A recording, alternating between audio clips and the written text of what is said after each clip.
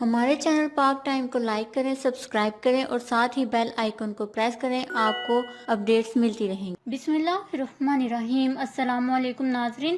راولپنڈی میں بیٹے کا ماں پر بدترین تشدد، ویڈیو بنانے والی بیٹی کا بیان بھی سامنے آ گیا۔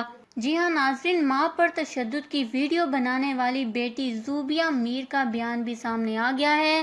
تفصیلات کے مطابق گزشتہ روز راولپنڈی میں ایک افسوسناک واقعہ پیش آیا ہے، جس میں بیٹے نے ماں پر شدید تشدد کیا ہے، جس کی ویڈیو سوشل میڈیا پر وائرل ہو چکی ہے۔ تشدد کرنے والے شخص کا نام ارسلان بتایا گیا ہے، جس کی بہن کا بیان اب سامنے آیا ہے۔ ویڈیو پیغام میں زوبیہ میر کی جانب سے بتایا گیا ہے کہ رات کو ہم نے پولیس میں مقدمہ درج کروایا تھا، لیکن پولیس نے ارسلان کو 1 گھنٹے بعد چھوڑ دیا تھا، جس کے بعد ارسلان نے گھر آ کر ہمارا سارا سامان لے لیا۔ زوبیہ میر کا کہنا تھا کہ ارسلان نے ہمیں وائپر سے مارا ہے۔ جب مجھے میرے بھائی نے مارا تو میری والدہ نے وائپر سے اس کی گاڑی کا شیشہ توڑ دیا، جس کے بعد میری والدہ گلی میں بے ہوش ہو گئیں۔ مزید بتایا گیا ہے کہ ارسلان نے اپنی والدہ کے بے ہوش ہونے کے بعد بھی ترس نہ کھایا اور نامناسب الفاظ استعمال کرتا رہا۔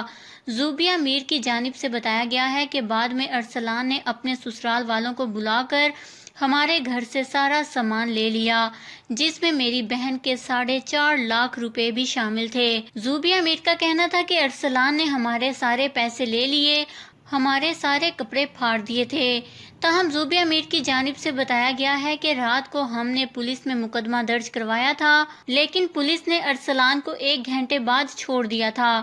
زوبیہ میر نے انصاف کا مطالبہ کیا ہے۔ زوبیہ میر نے کہا کہ بھائی نے بیوی کے پیچھے لگ کر میری ماں کو زمین پر لٹا کر منہ پر کھینچ کھینچ کے تھپڑ مارے ہیں، جبکہ ساتھ ساتھ گالم گلوچ بھی کی ہے۔ خیال رہے کہ ویڈیو سوشل میڈیا پر وائرل ہونے کے بعد قانون بھی حرکت میں آ گیا ہے اور ملزم کی تلاش شروع کر دی ہے۔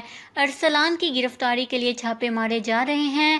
اس کے علاوہ تھانہ صادق آباد کے علاقے میں خاتون گلناز بی بی پر بیٹے اور بہو کے تشدد کے معاملے کا CPO محمد احسن یونس نے نوٹس لے لیا ہے۔ اس خبر کو لے کر اپنے قیمتی رائے کا اظہار نیچے کمنٹس میں ضرور کریے گا۔ ہمارے چینل کو سبسکرائب کریں، آپ کو لیٹسٹ اپڈیٹس ملتی رہیں گی۔